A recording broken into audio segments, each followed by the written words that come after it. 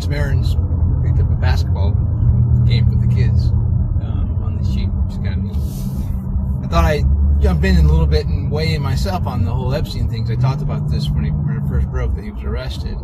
And I said that in my mind, this is going to lead to those things I talk about, where some names that you wouldn't think would ever have a tarnish on them, people that people look up to, I guess you would say, the actor who's like that, hey, it's everybody's uncle. How could he be a bad guy? I think all those names. I made a point of one time that I think all those names are going to break out at some point, and Epstein could be like the NXIVM case, could be the linchpin that kind of puts it in the forefront. Of course, he was suicide. He committed suicide. People say suicided in a jail cell in New York, which is just crazy. Where he's on suicide watch. I'm a skeptical person of the media, anyways. I think everybody knows this.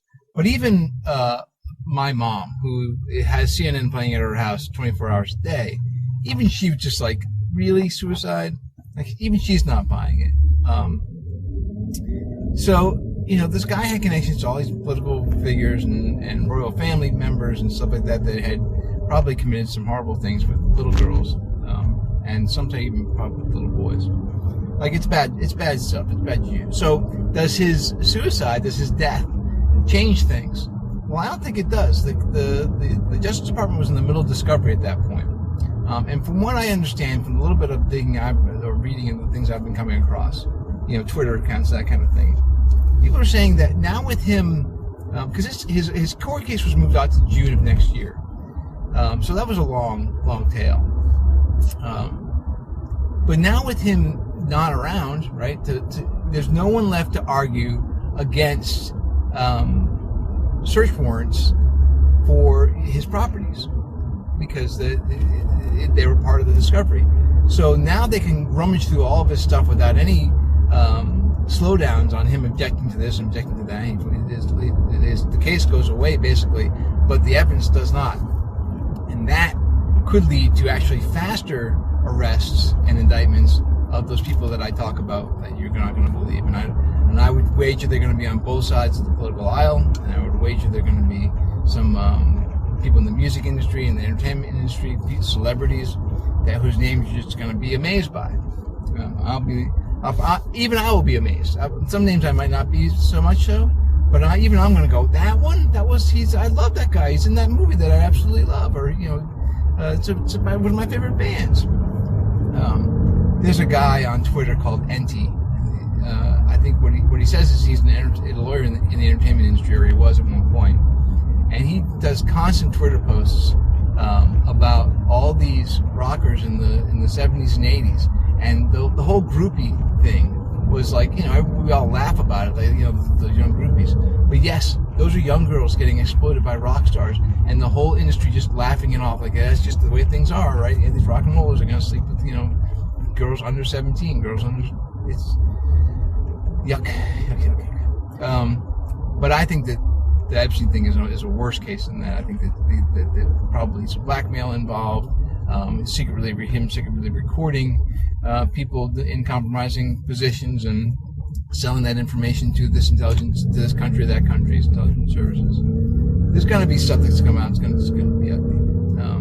And I try not to do all these videos on these downer topics, because generally I'm, again, an upbeat person. I think things have the potential. We live in a great country and a great time with great technology. We have a great future ahead of us, so long as we're not, I guess I will buy into there's going to be a transition period where we're going to find out things that we didn't know before that's going to be unsettling to a lot of people. But those birth pains into a better time and a better era with better technology, I think we just have to be prepared for it, both mentally and physically, and have an understanding of the way things operate, and allow yourself to have open eyes.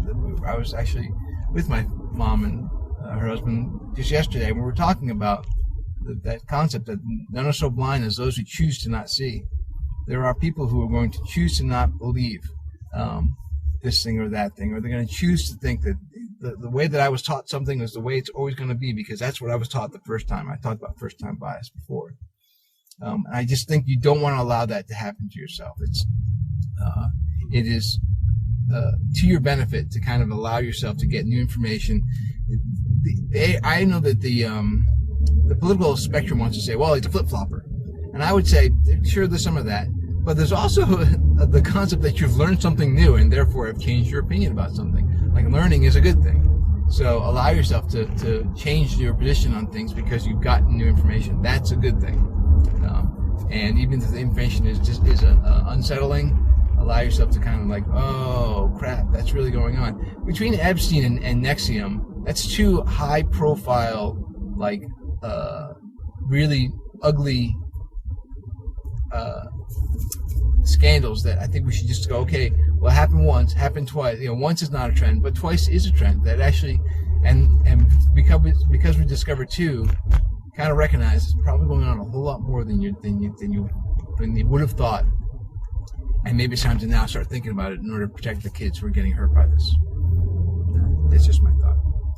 That's my thoughts for the day. Hey, this channel is picking up a little bit of steam. I'd appreciate it if you like these videos, that you hit the like button and subscribe to the channel. The more subscribers helps me spread the word, and they share the videos too. That's also extremely helpful as well. I recently put a new video on my other channel. I have a different channel that does purely my artwork stuff, and I posted just a kind of a bit of a long commercial or explaining a little bit about how I make my t-shirts, the process I go through, the phases of each of the drawings. So I will link that video in this video as well. You can jump into that channel and subscribe to that channel too, and introduce your channels. Maybe I can get some kind of cross-pollination happening.